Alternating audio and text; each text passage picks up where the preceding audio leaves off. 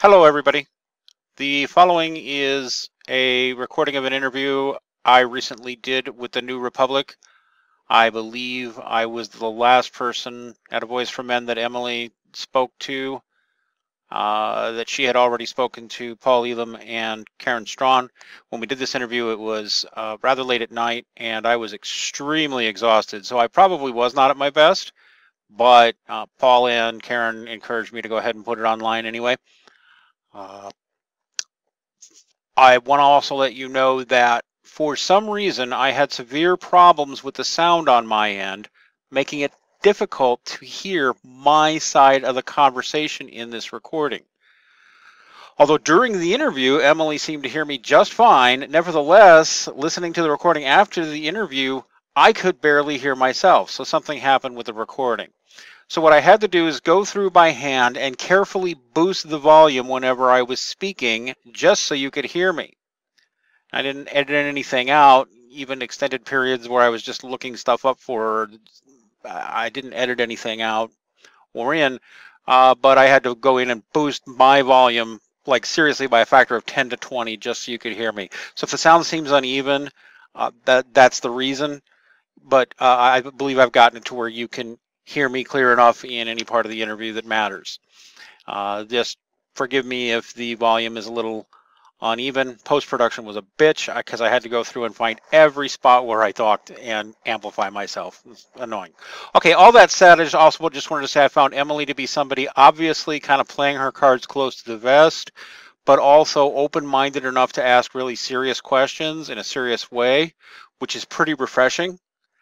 Even if her piece in the New Republic crashes us or dismisses us, it doesn't matter. At least she asked and gave space for answers, which I found quite refreshing. I very much hope her article is a success for her, and that she, and more importantly, her readers, become more aware of and curious about these long ignored or marginalized issues that are ignored and marginalized when they aren't just lied about or laughed at. So anyway, here's the interview. Hope you enjoy it. Hi, this is Emily Matcher with the New Republic. Hang on just a moment, please. Yeah. I am. Okay. Hey, Emily. I was expecting your call. You're right on time, in fact. Sorry, I was in the middle of reading something, and I just snapped out of it when you called. Sorry. No. Can I call you Emily? Hey, I talked with Paul and I talked with Karen Strawn, so I don't have that many questions, but Oh, you talked to Karen. I'm surprised you didn't. I did. Allison, but that's cool. Just so you know, I record my phone interviews. I tend to as well, so that's not a problem. Go ahead. Okay. So I'm writing this story. It's about sort of the discussion in the U.S. about race and how to deal with it and the definition of, and I'm looking at how the men's movement is playing a role in that. So. Okay, so it's rape in specific you want to talk about? Rape, sexual assault, that sort of thing? Yeah. So maybe just you could start off telling me who you are and how you got involved in the men's movement and when you got involved. Oh, you want to start with me? Okay. Well, as you know, probably know, I'm the managing editor and operations manager for A Voice for Men. And that involves activism work, usually in coordination with the Judicial Accountability Committee, and daily editing of and publishing of articles. I also run a regular radio show with Erin Pitsey, Erin, E-R-I-N, Pitsey, P-I-Z-Z-E-Y, called Revelations with Aaron Pitsey. I don't know if you know any background on Aaron or not, or No. she's actually a very important figure to our movement. She formed the world's first internationally recognized battered women's shelter in London, in an area called Chiswick, in England, back in the early 1970s. But she's always been passionate about men's and boys' issues. So I do that regular radio show where we focus on issues like domestic violence and sexual assault and sexual abuse. Is a natural cohort to a lot of what we talk about there. In fact, if you were specifically interested in the issue of male victims and female predators, one of the first things I'd point you to is the about 90-minute interview we had with Philip W. Cook, who has a book he's published within the last year called, it was written with Philip W. Cook and Dr. Tammy L. Hodo, called When Women Sexually Abuse Men, The Hidden Side of, let me find you the title exactly. Women Sexually Abuse Men, The Hidden Side of Rape, Stalking, Harassment, and Sexual Assault. We had a 90-minute interview with him that was very interesting, which I can send you from YouTube if you want, because we archive our shows onto YouTube and a couple of other platforms. He'd be a great one to talk to in general, by the way, on this topic. He probably knows more about it than anybody. Okay. We've also interviewed Professor Marty Fiebert on that show, and up till 10 years ago he was actively involved in research on that, although he's moved on to mostly just concentrating on domestic violence since then. But I'd be happy to at least give you references of them. Now, I don't think either one of them considers themselves part of the men's movement. These are just significant figures I've interviewed in my work. Okay. And they might be able to give you some answers, probably answers which would surprise you. Okay.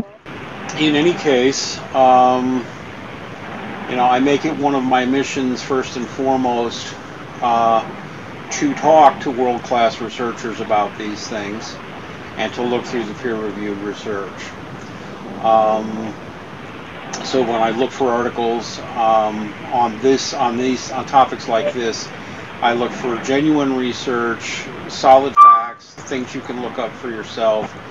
If I don't find that in an article, I'm probably not going to publish it, unless it's somebody's personal story. And of course, if somebody is just telling a personal story, as long as it holds up, for example, I found and published an article by a former Marine who was raped by a woman while he was on active duty, James Landreth.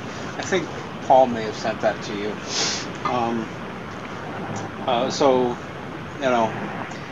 The subject of male rape victims and victims of female sexual violence, I can't say that it's been my main interest in the movement. I actually got interested in the movement more because of the domestic violence issue and the family violence issue, and because of some other issues involving men and boys that for 20 years or more I have felt have not gotten the attention that they deserve, and at all. And in fact, even the people claiming that they were addressing it were only giving it lip service, but we're still giving out really bad information, which has been common coming out of Washington, D.C. and Ottawa and the UN and all that. There's just a lot of horribly bad information coming out of these places that you can look up for yourself and see is obviously horribly bad information if you just bother to read beyond the press releases and the top lines of these things. Domestic violence, though, was probably what got me most interested in this area. I came from a very abusive background, and I saw a lot of abuse as a kid. and a lot of the standard narrative that we've heard over the years didn't ring true to my experience, didn't ring true to the experience of others I knew. And when I started looking at the actual scientific literature, I knew something was wrong there. I was almost hoping you were going to call to talk to me about domestic violence, because that's my specialty. The issue of sexual assault, I'm less well versed on, but I'm probably at least as well versed on it as anybody you've talked to so far. And I've talked to some real experts on it, as well as looked at a lot of scientific literature on it. So, what else can I say? Why am I interested? Well, and we aren't treated like it. So that would be my short answer. I'm sorry, I didn't catch that. The shortest answer of all would be men are human beings and we aren't treated like it. That would be my ultimate reason for being interested in these issues. And I'm the father of 2 sons. 2 sons, you said? Mm-hmm. So, what do you think are the biggest issues, the biggest problems with the way America deals with sexual assault? They think that it is something that men do and that women have done to them. And that is the biggest lie imaginable. And so that being the case, you have a huge problem here, because within the United States, you have traditionalist conservatives, probably, basically your Republican base, that tends to see women as something that men are supposed to protect, tends to see male sexuality as predatory and women's sexuality as pure, women as weak, and if the woman had sex with a man, maybe they'll think she's slutty, but ultimately they'll hold the man responsible. And that's the way conservative Republicans think. On the liberal side of our political spectrum, or what we call liberal or progressive or whatever, the Democrats, that's heavily feminist dominated, and feminism also views male sexuality as predatory and evil and sick and degraded, and women's sexuality, well, they don't tend to view women's sexuality as pure so much as empowering, but in the final analysis, on both sides of the political spectrum, men are basically demons. Men are actors, women are acted upon, and nobody wants to view the reality that women are far more likely to commit various forms of sexual assault than almost anybody wants to see. And they get away with it because women are not only subject to a sentencing discount when they're prosecuted, but when they commit sexual offenses, they're less likely to be reported in the first place. If they are reported, they're less likely to be arrested. If they are arrested, they are less likely to be charged. And if they are charged, they are less likely to be convicted or be able to plead down to something smaller. There is copious evidence that women are at least a third of those who commit sexual assault, maybe half. And it goes even deeper than that, because while there were 3 separate studies in the 1980s, there's been no follow-up that I know of since then.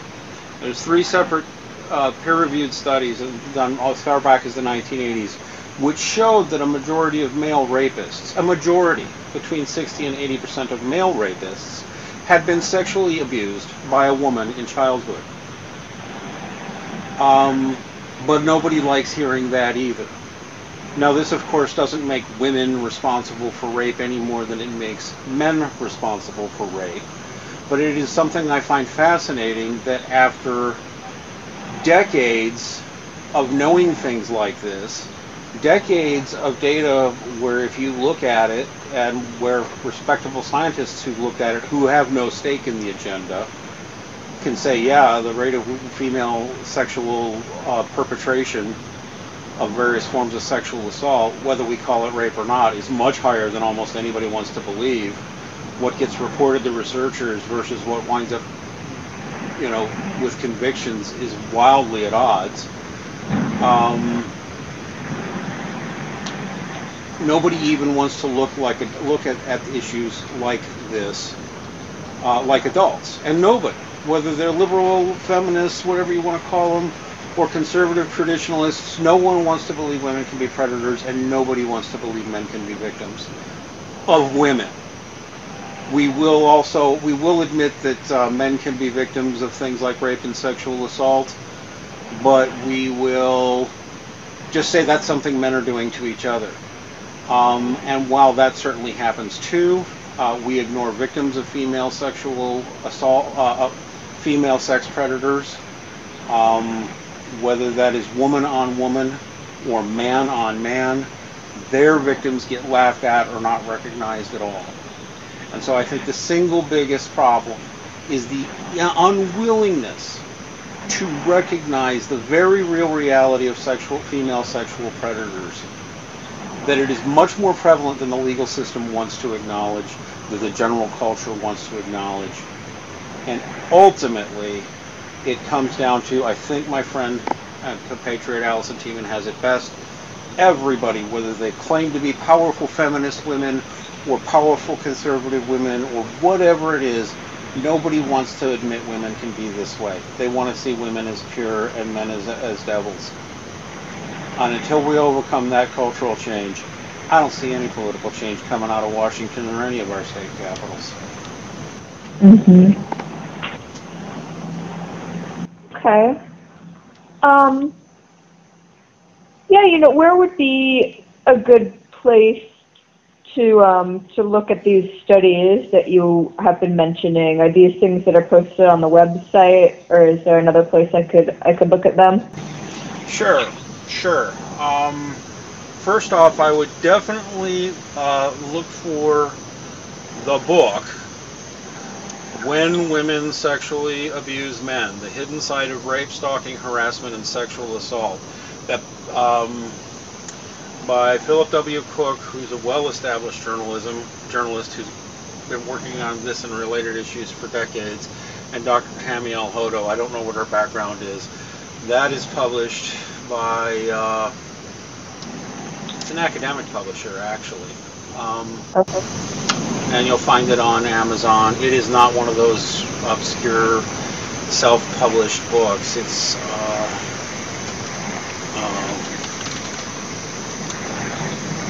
it's from Prager, and it just came out in June of last year, so 7-8 months ago. Okay. Very good overview of that. Professor Marty Fiebert of California State University. Now, I've talked to Marty about this, but although, like I said, his background, especially over the last 10 years, he's mostly concentrated on the domestic violence issue. But hang on, because he's got a list of references. I'll see if I can find them here.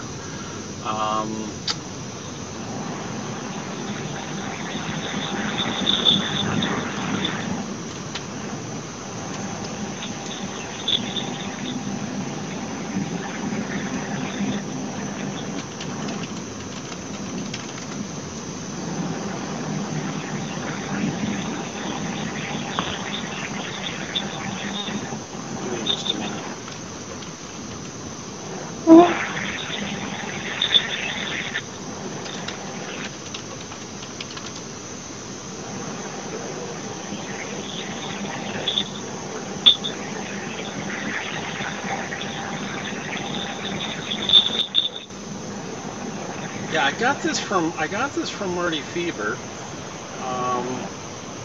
Professor Fiebert. Here it is. You can call him and ask him about it if you want. He's a really nice fellow. What was your name? Okay. Emily Matcher? How do you spell that? Matcher? Yeah, it's Matchar, M-A-T-C-H-A-R. Examining sexual assault perpetrated by women. I'll send you a URL to his site on it. Um, Although I don't know how much time you have, I'll go ahead and send you a copy of my interview with Philip Cook. Okay, thanks. Well, one of the, we've talked a few times, but this would have been the at-length interview that we did. I will send you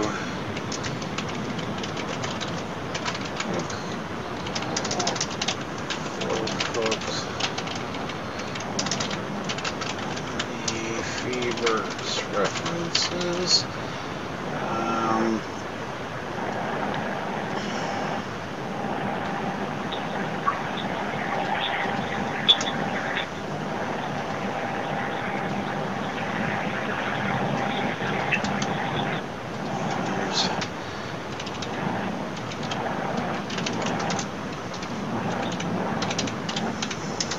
Okay.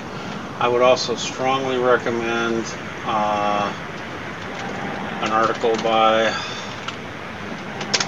an older article by one of our contributing editors, Allison Tiemann, called "Manufacturing Female Victims, Marginalizing Vulnerable Men," which has some more up-to-date references.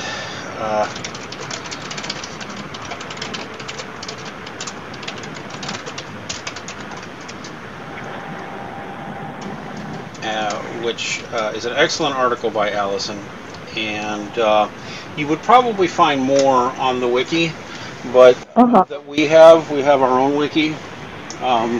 We found Wikipedia extremely hostile to this sort of information, probably because of the feminist task force, but I don't know.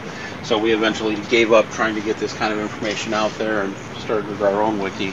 So you'll find wiki at avoiceformen.com. It's not all inclusive because we're still working on it, but you'll find more. You'll find enough academic references there and references to government statistics to set your head spinning. Nobody wants to believe it's this bad, but it really is. Do you know if any men's rights groups, if there's any anything planned for the near future in terms of protests or any actions, like there was the Occidental College, so the protest spamming. Is there anything coming up in the near future that anyone's planning? Within our group, we found a couple of other colleges that do the same kind of anonymous reporting, looking for women to report men. Supposedly in gender-neutral language, but the way they talk, it's clear that's not how they're doing it. We might do that, but I don't think we have anything specific planned. As an activist organization, that's a group that's mostly volunteer. It's often a matter of what people have time and energy for.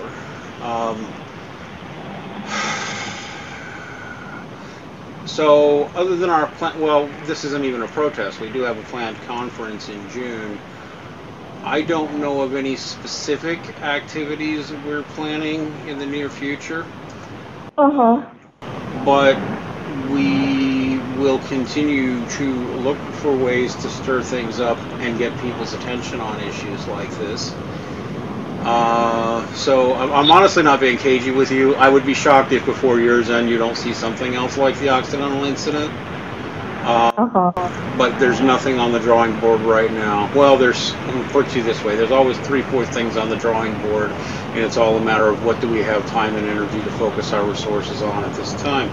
A lot is going into the conference in June, so I would bet that anything like that you see this year will probably happen after the June conference. I would never expect anything, big in terms of,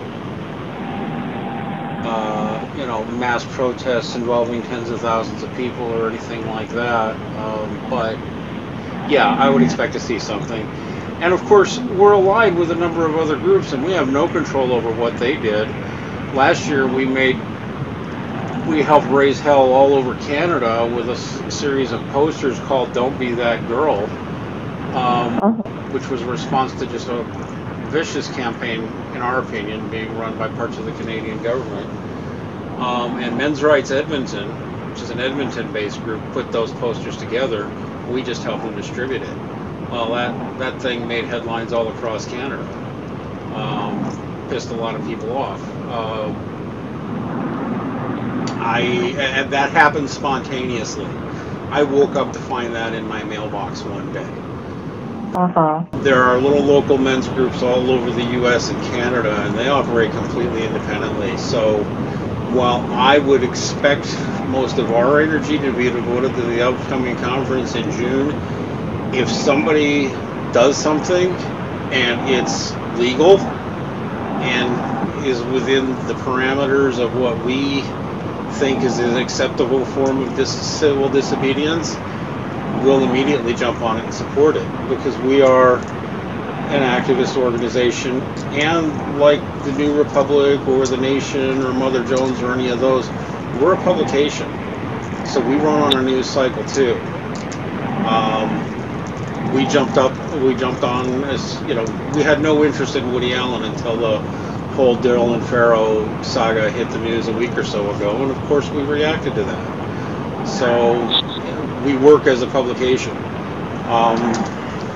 So something happens in the news that's worthy of our attention, there might be some spontaneous event that goes with it.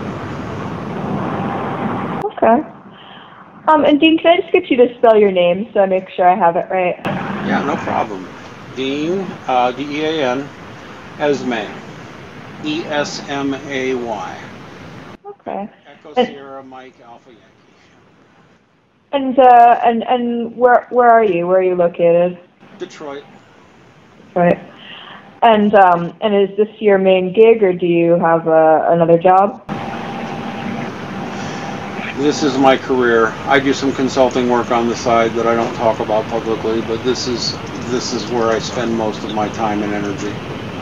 I have some consulting work I do in the IT field that helps pay the bills, but my financial needs are, I make just enough to cover my needs.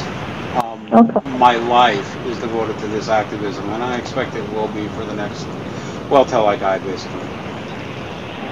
And how old are you now? I'm 40. I'll be 48 this year. And married, partnered? I am married. I have 2 children. I worry about their future. I'm working for a better future for them. And while I would love to think I'm going to retire sometime in my late 60s, early 70s, and be able to look back and say all this has been fixed, I would like to think that. I really would like to think that. But given the social and cultural forces we're up against, I'm in it for the long haul. I don't see ever stopping. Not until these things are addressed, and really addressed for real, and not in the Band-Aid way they have been for the last few decades. Okay, great. Well, thank you so much for talking with me. If there's anything else that you think of, please just shoot me an email. I'd like to add one more comment for you. I run into specifically on the issue of men being forced into sexual encounters with women. I don't know how often I've heard somebody laugh at me and tell me that doesn't happen. I know more than one woman it's happened to. I know no men it's happened to. I've heard that shit a lot. When it was an area I got interested in, I stopped. I dropped my attitude. I dropped my snarkiness, my laughing, and approached a number of my friends and just asked them if they'd ever been forced into a sexual encounter with a woman that they really didn't want to have. And in private conversation, where I was very neutral about it, within 2 days, I had already found 2 guys it had happened to. And in the privacy of a private conversation, they weren't laughing about it. They weren't sure how they felt about it, but they weren't laughing. And I really think we need to stop telling men that their sexuality is so cheap that they should just shrug things like that off. That's all. And sure, if I think of anything else, I'll be happy to email you. Okay, great. Thanks. I appreciate your time. Do you have any idea when the story's going to be published? I'm not sure. It'll probably be at least online in the next few weeks. Oh, cool. Well, I really appreciate it. It means a lot, actually, that you... I mean, I'm a big fan of the New Republic. I have been for a long time. Don't always agree with it, but that's not the point of the New Republic, to agree with everything. So I'm real honored you guys thought we were interesting enough to talk to. You have a great night. Thanks, you too. Bye-bye. Bye-bye. Bye-bye.